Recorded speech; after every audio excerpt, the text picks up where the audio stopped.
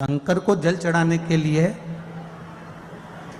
5 स्थान हैं जहां शिव को जल चढ़ाया जाता है और शंकर उस जल को स्वीकार करते हैं, जिसको पंचगंगा कहा गया। 5 स्थान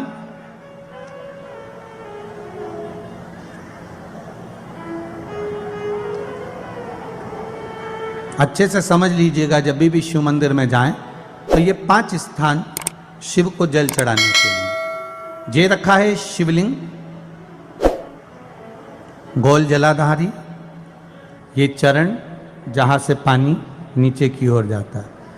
शंकर भगवान के 13 बच्चे हैं। 13 की 13 बच्चे शिव जी का संपूर्ण परिवार, 33 कोटि देवता, 64 योगनियां, सब शिवलिंग के आसपास में।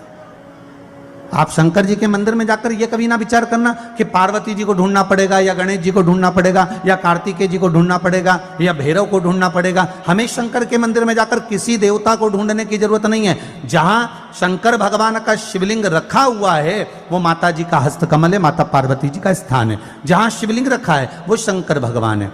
जहां जलाधारी है उस जलाधारी के पास में जहां पानी बहता है बीच में अशोक सुंदरी का स्थान है। जहां से पानी बह रहा है उसका राइट भाग वहां गणेश जी का स्थान है, लेफ्ट भाग कार्तिकेय जी का स्थान है। शंकर भगवान के ऊपर जो जल गिर रहा है वो शंकर भगवान की 5 लड़कियां जया, विषहरा, शामली बारी, दौतली, देव, ये शंकर जी की 5 बेटियां ऊपर हैं। जहां से पानी बहकर उस निकासी से, जहां नाली बनी रहती है, पानी जहां से निकलकर बाहर मंदिर के जा रहा है वो 33 कोटि देवताओं का स्थान है। इसलिए सारे मंदिरों की परिक्रमा हो सकती है पर शंकर जी के मंदिर की परिक्रमा नहीं करते, क्योंकि वो जल जो जा रहा है वो 33 कोटि देवताओं का स्थान है, उसको हम लांघ नहीं सकते।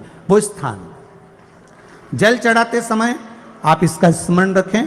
पानी का जब पात्र लेकर जाते हैं मंदिर के अंदर, सबसे पहले शिव जी का जो जलाधारी है उसमें राइट भाग पर अपनी मनोकामना कर कर जल चढ़ाएं। फिर लेफ्ट भाग में चढ़ाएं रोग मुक्ति के लिए।